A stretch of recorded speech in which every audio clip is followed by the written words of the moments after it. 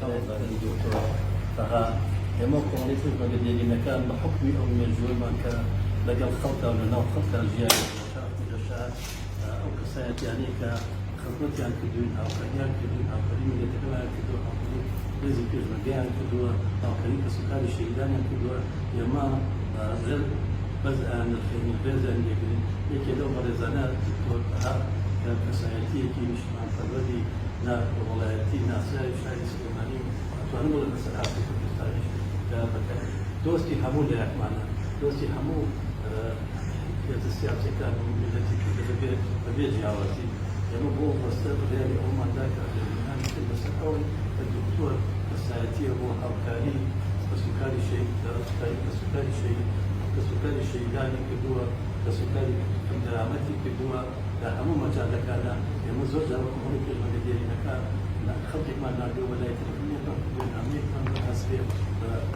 بەبێ مناقەشە هاوکاری کردووە دیارەوە ئێمەش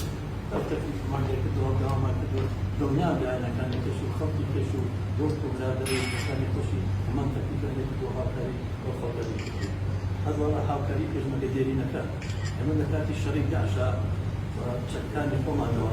خۆمانە بڕیاری ئەوماندا لەو کاتەدا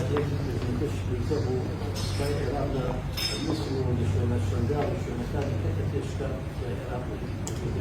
بۆ کۆمەڵی پێشمەرگەدێرینەکانی شەڕی کوردستان بۆ کۆمەڵی پێشمەرگەدێرینەکانی کوردستان بڕیاری ئەوماندا پێشمەرگەکانی دوێنێکی بە چەکانی خۆمان بە ئیمکانیەتی خۆمان بەڕووی جەبهەکان حتا لەڕووی معنەوی شێوە بۆ هاوکاری وەزارەتی پێشمەرگە ئەو ڕێگەمان جێبەجێ کرد هەر شەنگارەوە کاچێتە جەلەلات هاوکاریمان کردووە لە مانگی هەشتی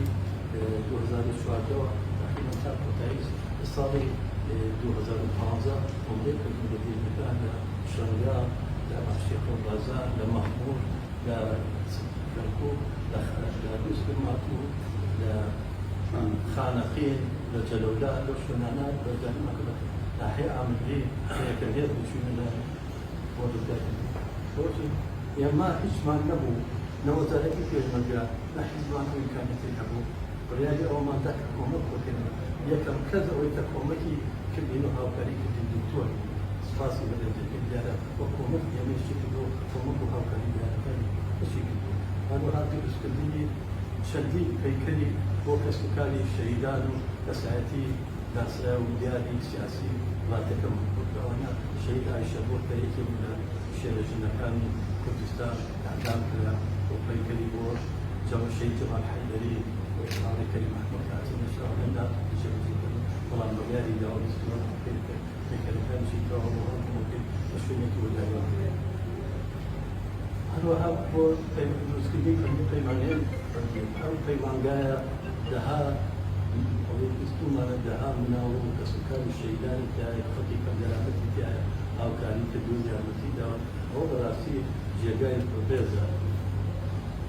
هەروە ناوەند بێڕۆشنبیری کە ئەوە بڵێ ئەمە دەها و سەدەها کتێبی سیاسی ڕۆشنبیری کۆمەڵایەتی نەتەوەی وەرگێڕاوە بڵای کردوێتەوە ڕاستی ئەوە هەوڵدانە بۆ ئەوەی کە دکتۆر کردوێتی ئەومانەبوونی دکتۆرە بۆ نێشتنەوەی مێژووی میلەتەکەمانە مێژووی سیاسی ئەم وڵاتەیە جێبەجێ ئەم وڵاتەیە و هەروەها ئەو مەجالانە دۆزینەوەی هەلی کار ڕەنگە لەو مەجالانە کە باسمان کرد دەها ئایدە و دەها کوڕی گەنجی خەڵکی یا هەبێت و ئیسا کە ژیانیان لەسەر ئەو پەیمانگا و شوێنانە بێکار دکتۆر بەڕێزی و دروستکردنی و بێخراری خێرخوازی کەسایەتی دیاری حکومەتی سەردەمی شێخ محموود کەریمی عەدەکە وەختی کۆ لە سەردەمی حکومەتی مەلیک محموودا کە وەزیرێ بۆ وەزیرێکی دەستکراوە بۆ وەزیرێکی ئینساندۆر بۆ مەلەردۆر بۆ لەوکی گرانەیە خدمەتی خەڵکی کردووە ئێستاش دکتۆر بۆ ئەوەی ناوبانگی کەریمی عەدەکەی بۆ لە کەسایەتیەکانی شاری سلێمانی لەو سەردەما خەڵکی کردو بەخرایەکی خێرخوازی کردوێتەوە بۆ خدمەتی خەڵکی کوردستان و خەڵکی کەمدەرامەت ئێمە سوپاسێکی هیواداری نمونەی پیاوی وات و سۆز و کەسایەتی زۆر بێ و ئینشەڵڵا هەموو خەڵکەکانمان